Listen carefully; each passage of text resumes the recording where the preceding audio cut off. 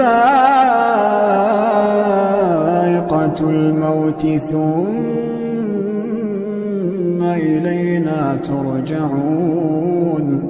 والذين آمنوا وعملوا الصالحات لنبوئنهم من الجنة غرفا تجري من تحتها الأنهار خالدين فيها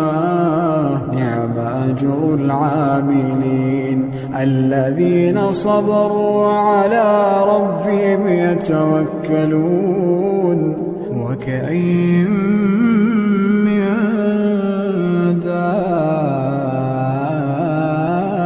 دابة لا تحمل رزقها الله يرزقها وإياكم